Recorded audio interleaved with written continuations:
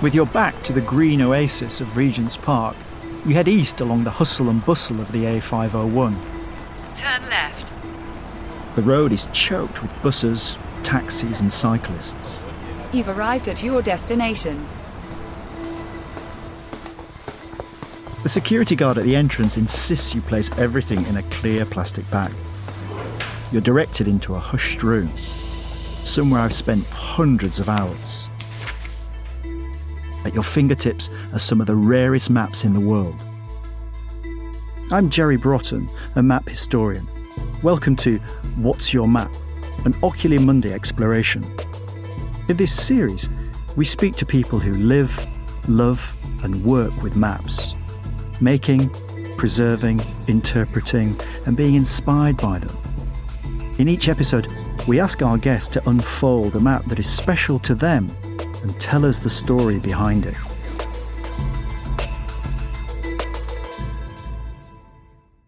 To look at the map as we talk about it on this podcast, go to oculi-mundi.com. The British Library contains one of the greatest collections of maps, over 4.5 million and growing. The guest on today's What's Your Map was the head of this collection from 2001 to 2015 and worked for the library for 40 years. Peter Barber, welcome to What's Your Map? And in front of us is a map that you've brought us, an early 16th century map. Tell me about this map, Peter. What does it show us? Well, it shows us all sorts of things. Most obviously, the geography of the world as it was perceived in about 1544. You'll see going from right to left, in other words, in Asia, you'll see Indonesia, what's now the islands of the Pacific.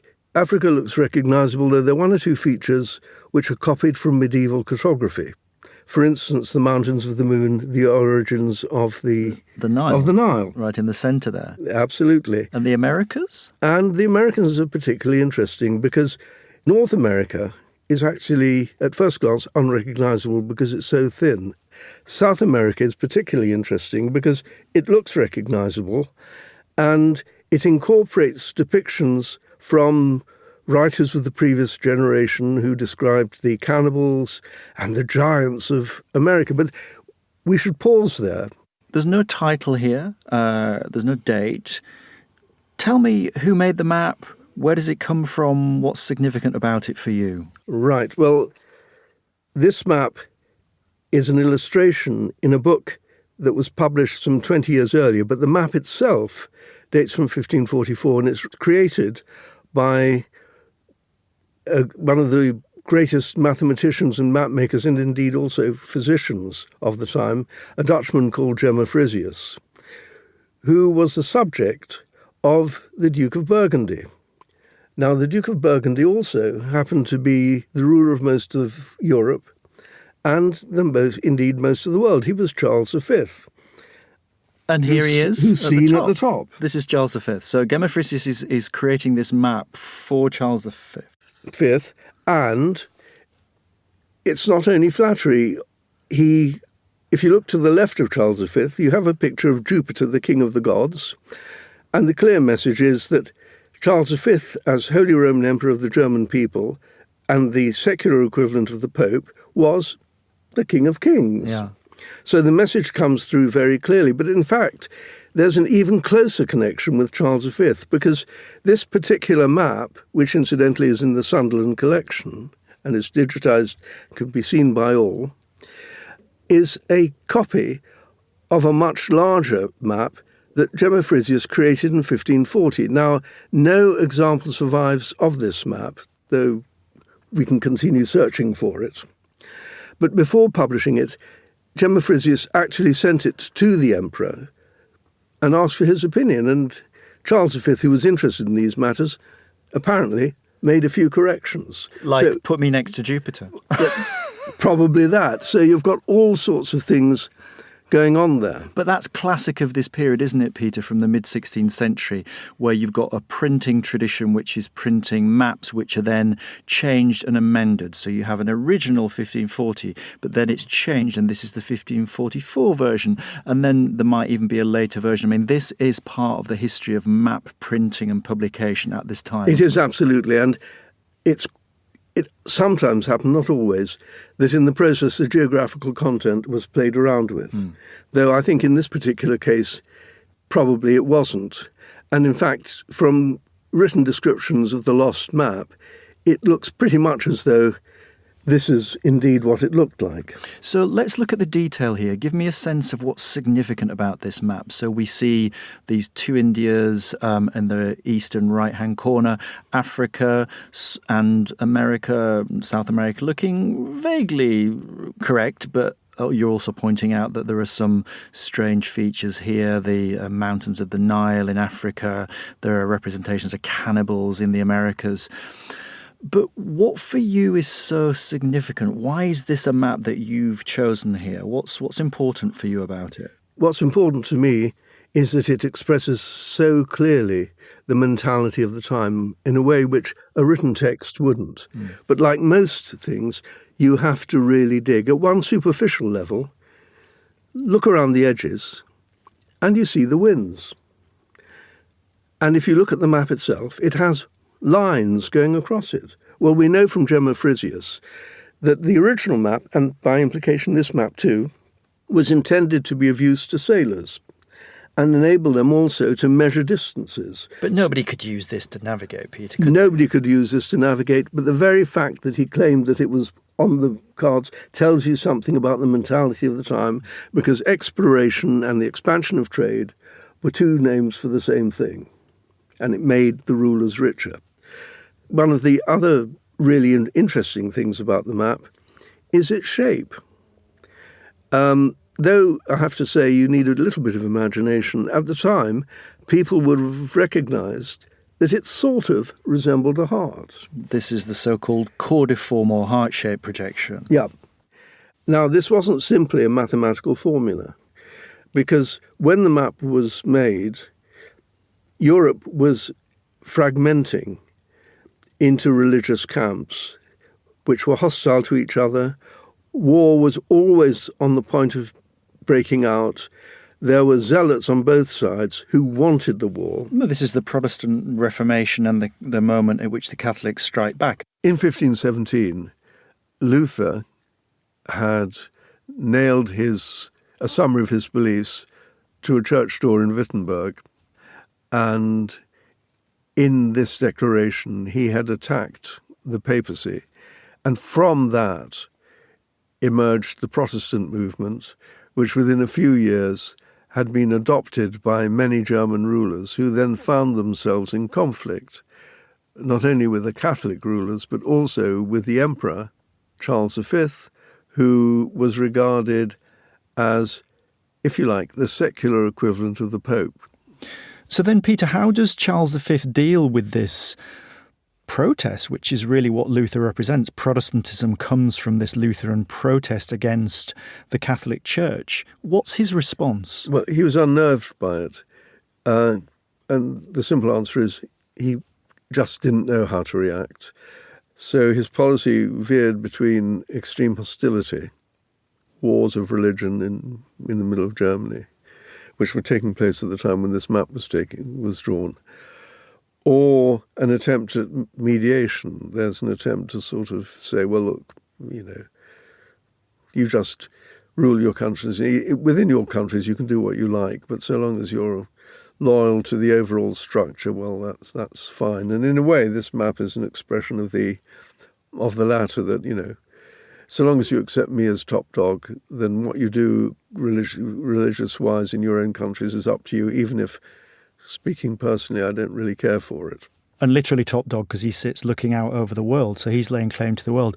But we need to remember that this is a moment where Europe is on fire in terms of its sectarian conflict between Protestants and Catholics. They are at war with each other, and the map doesn't really, unless you can talk to somebody such as yourself, that gives us a sense of that. We can't really see that. It seems to be very, beautiful and Except, as I say, we get back to this projection of the world like a heart, which certain of the more canny viewers of this map would have recognised as an appeal for moderation and Toleration. Yeah. Europe is on fire at this point, isn't it? Precisely in the 1540s, Lutheranism has taken hold, but it's ripped the continent apart, and there are perennial wars and conflicts. And they get worse. In the next decade, there is a full-scale war. So what's that got to do with the map? What's that got to do with the heart? Well, contemporaries, unlike us, would immediately have recognised that the heart is a symbol of reconciliation and moderation. So however loyal Gemma Frisius was to Charles V, who was effectively the leader of the Catholic side, in the map, he's actually implicitly pleading for moderation and peace and tolerance. So this lifts this item, and perhaps this is the important thing for me, from being just geography to making a very important statement about human values, which continues to be valid to this day. So it gives geography and maps a certain morality. There's a way in which maps can be connected to those kind of ideas. It's not about travelling from one place to another here. No, and this is, I think, for me, it always has been one of the most interesting things about old maps. It's less the geography than the mentality. Every map, almost regardless, that was created, in fact it's still the case now, but particularly with old maps, is an expression of the mentality. And it's for us to dig into it and to analyse it and to extract insights into the way that people thought. And it's odd, isn't it? Because I agree completely with that. I mean, I've found when I do my own research that it's really, you start with the map, but the map is not really about orientation or moving from one place to the other. It really is about reconstructing a certain mindset, a mentality, a philosophy from that period. And there's something about a map which gives you that insight, which perhaps other documents don't do.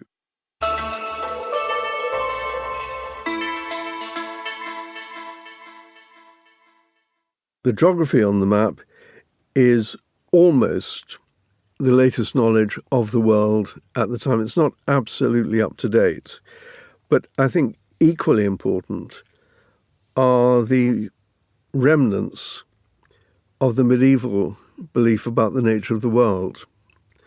And, it's only too easy to be led astray on looking at this map by saying, gosh, we're in a new world, this is the Renaissance, medieval superstition has been overthrown. It ain't like that at all. So the Americas are interesting because we have a very odd representation of North America, which is labelled Bacalirum, and then you have a South America which shows and is labelled America and has Peru, but it also has these terms on it, cannibals and giants. Yeah, exactly. So what's happening there? What is this doing in terms of what geography thinks the world looks like in this early 16th century moment? What about North America? What about this description of it? Well, I think North America is interesting in two particular ways. The obvious thing is the name, which stems from the fact that there were cod fisheries around. Well, Bacalarum is named after cod, and there were cod fisheries, as there still are, around Newfoundland, and you must remember that this is where John Cabot went. And if you want a saleable commodity, it was probably salted cod, since there wasn't much gold or anything like that in North America. Fantastic. So it's a land of codfish. So it's only South America, as we know it, which is named America. Yeah, but there's something much more interesting about North America, and that is, as you can see, that it's depicted as a narrow strip of land. Mm-hmm. And this is actually a relatively recent innovation. But this is a sort of example of wish fulfillment, because the Europeans genuinely thought, for various reasons, that North America was very thin, and that therefore it would be very easy to get from there to the Pacific and to the wealth of the Far East. So it's not just a shape, it's also some dreams embodied in it. And even in the top left-hand corner where we'd think the Pacific should be, it shows India and I think a version of Java. So it seems as though it's almost in completely the wrong hemisphere. But the idea there is that you can go west to get to what we would call the east. Exactly. And I think this is what we mean about mentalities.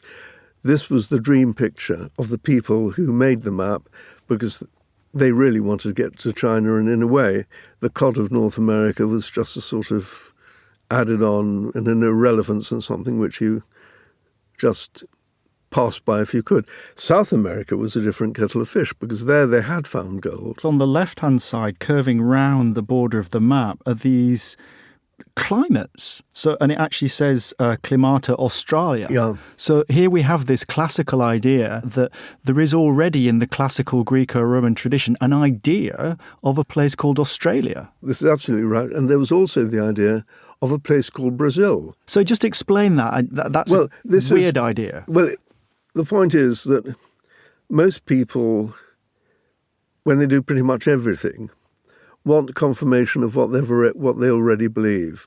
If something is as you thought it was, even if slightly different in form, then it's reassuring. If you get something that is genuinely new, it is disturbing, it is troubling. How do you cope with it? So there was a tendency on the part of 15th century explorers to name their new discoveries by names which were taken from classical knowledge, like the Fortunate Islands or the Canary Islands or Brazil or later Australia, though Australia simply means to the south. So that's from the Latin meaning for the south. Australis, so yeah. Even Aristotle has this idea that if you have a temperate continent like Europe in the north, then there must be another one in the south, and that was therefore Australia. Exactly. So hundreds, even thousands of years before Australia comes into the European consciousness and is, in quotes, discovered, there is a concept there that can be then named so, right? That is precisely it. And when you look at this map, you see a visualization of this mentality. So, I mean, it rams home again, you know. Most people today would look at this and say that it was a fairly modern map with a few primitive mistakes due to the lack of explanation or the credulity of the people who made it.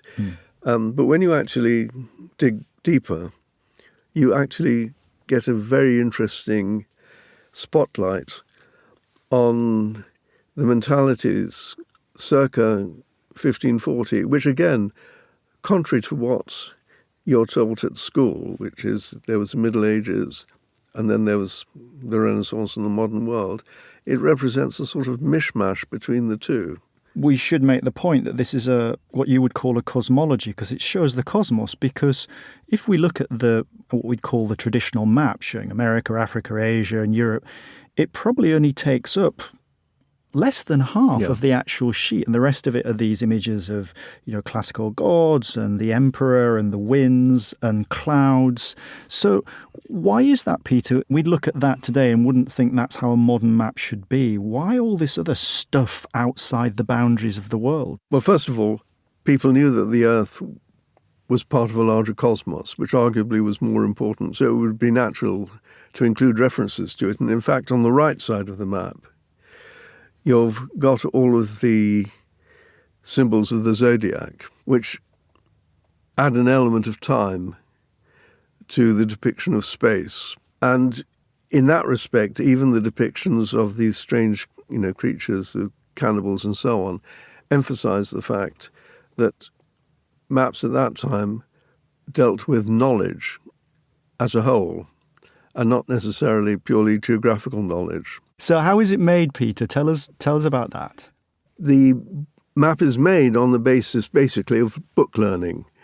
Gemma Frisius and Appian were both great mathematicians, great cartographers and so on, but they weren't the people who actually went on the boats. They were not the discoverers or the explorers. They were putting together their sources, evaluating them, coming up with a map which seemed to them to be accurate. So they're armchair geographers. They're armchair geographers, and they then hand over their sketches to engravers who create the map. And this particular map, I think, was created in the Netherlands because that's where Gemma Frisius was based. And this is important, isn't it? Because we're still in the early years of printing. So a previous generation, we were looking at mainly manuscript maps, but print has become a massive thing by this point in the early 16th century. And maps are at the forefront of that, I think. I mean, can you tell me a little bit about that? Because this is using woodcuts. Printing at the time was done either as copperplate or as woodcut. The advantage of copperplate was that the lines were finer. But the disadvantage was that the plates wore out more quickly. With a wood block, you got rougher lines, but the wood block would last much, much longer. In a way, it's a reflection of the intentions of the maker, that this is a wood block, that it is intended, as indeed proved to be the case, to come out in innumerable editions which stretched out for many, many decades later. And exactly reproduced in woodblocks. But it is amazing to think that this, when you look at the image, has gone from, as it were, the scholar in his study through into a printing press, and somebody has carved this out. I mean, that's quite extraordinary as you look at the detail of the map. I think what is particularly important is that this map is made for the public. And I don't think one can emphasize this enough. This is made to be seen by the literate man in the street, which at that time was a relatively small number, but many, many more than would ever have seen a manuscript. To do what, Peter? So give me a sense of that. How is this map being then sold, and how are people receiving it? Are they reading it in their homes? Are they using it for trade? What are they doing? I think they're using it in their homes. It's to give them information about the world. I don't think there's anything that is particularly geared to the merchant or to the politician, as would be the case with other maps.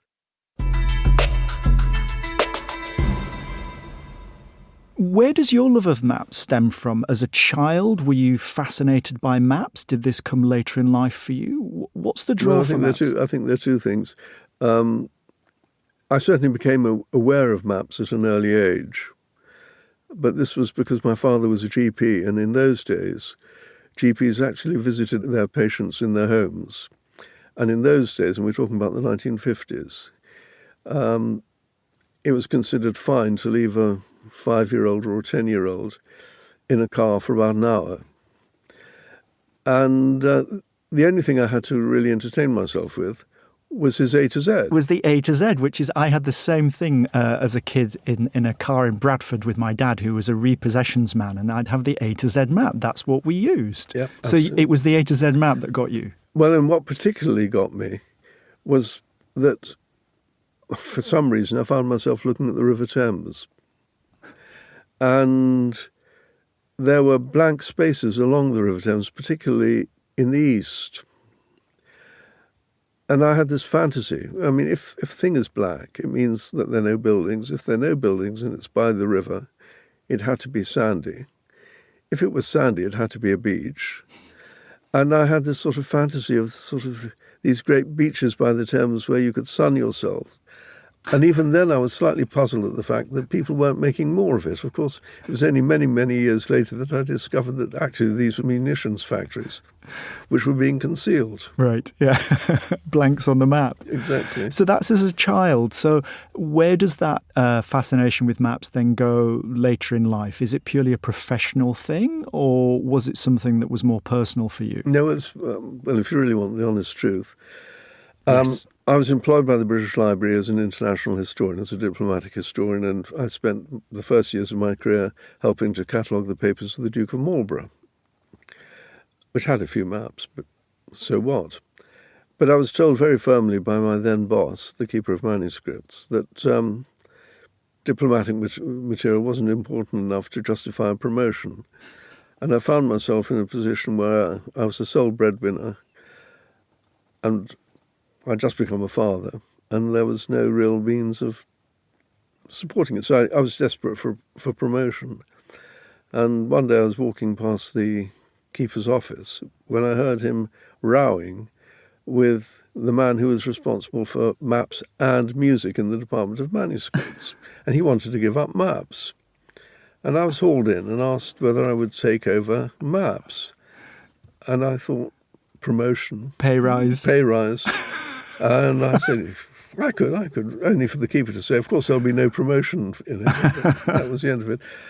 And then I got really cold feet because I'd quite enjoyed maps. And in fact, I've recently discovered that I was getting prizes in school for drawing maps, which I'd completely forgotten about. You see, you can't get away from You can't maps. get away, but in any case, be that as it may, I really had cold feet because I'm not a geographer, I'm not a mathematician, I'm not interested in measurement. Neither am I, we should say. Most people interested in maps are not mathematicians or even geographers. No, weirdly. but this is the whole point. At that time, we're talking now about 1980 or so, maps had been part of the geography curriculum in universities. And that was not my world at all. And I phoned up the then head of the map library, Helen Wallace, and I said, I think I've made the most awful mistake. Should I just say no? And she said, no, you can make of maps what you like. It's an extraordinary statement by the head of maps. You know, and she was absolutely right, because it just so happened that at that time, historians, literary figures and so on were getting interested in maps for things other than the technical measurement angle. Because it is strange, isn't it, Peter, that there is no discipline for maps, and yet people are so fascinated by maps. But even in geography departments, if you go to university, you don't necessarily have to study maps. It's a strange dissident world that we inhabit, isn't it? I mean, I'm not trained as a geographer either. You're not. Many of the people that we know in our world aren't geographers and certainly not scientifically trained. That seems odd, doesn't it? Because most people associate maps with mathematical precision, with navigation. But historically, that's not the case, is it? A, it's not the case, but B, I think it's what makes the subject such a good one. Because, and here I think you might perhaps agree, if you're in a mainstream discipline like literature or history, it's a bit like a viper's nest. Everybody is competing for posts and promotion and so on, and nobody will privately say a good word for anybody else in the field. The history of maps is such a small field, and it's such a diverse field with people coming from all sorts of different angles, that it's actually, amazingly, a very friendly field. We are a friendly bunch. We are a friendly bunch, and at the end of the day, perhaps that's what counts. Peter Barber, thank you very much for joining us on What's Your Map? Thank you, Peter. Thank you. Thank you for listening to What's Your Map? I'm Jerry Broughton, map historian, and this has been an Oculi Mundi Exploration. Oculi Mundi is the online home of the Sunderland Collection of antique maps and atlases.